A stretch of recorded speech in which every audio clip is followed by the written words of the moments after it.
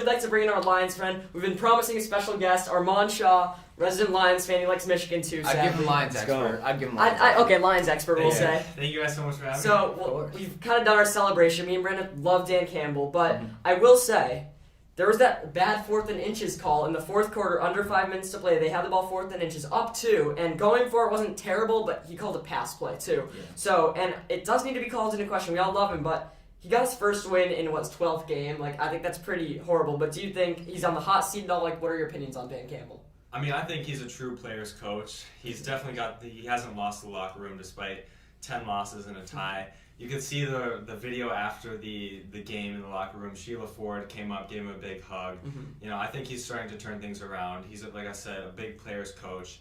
In terms of actual coaching and play calling, like you said, that 4th and 1 was a little, not the best decision on his part, but I don't think he's on the hot seat. I agree. I think he's a player's coach. I'm starting to call into question him a little bit. I mean, I love the celebration. I'm not going to blame the 10 losses fully on him. It's most of the players. They have a very bad roster. Mm-hmm. And I don't know where they're going to build from here, but I do think he's a player's coach that can help him. I just don't know if he could be one of the next great coaches. Yeah. My one thing about players' coaches is that they usually tend to bring in a culture. Whether that culture is good or bad is the question. And relating to culture, do you think they'll ever have a winning culture? I guess my real question is, will they win another game this year?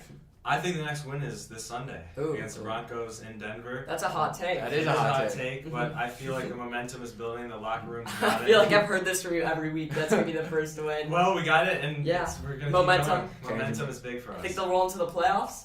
There's still a chance. I think if 40-something games happen, there's still They needed 50 things to happen, and now they're down to 40 because everything happened. Let's get back to reality for a second.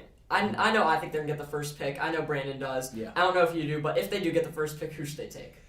I think after these past few weeks in college football, it's clear Aiden Hutchinson has emerged as Heisman finalist. Consensus number 1 overall pick over Thibodeau from Oregon.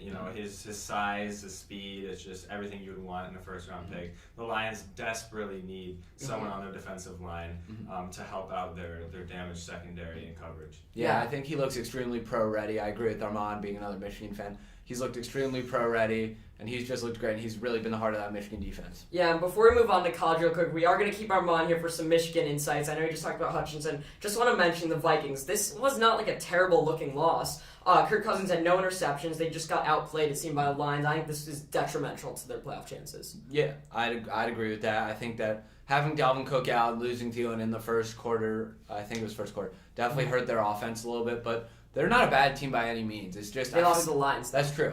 They always have all the talent. They always have an excess of talent, but a lack of productivity towards the end of the year, I feel. Yeah.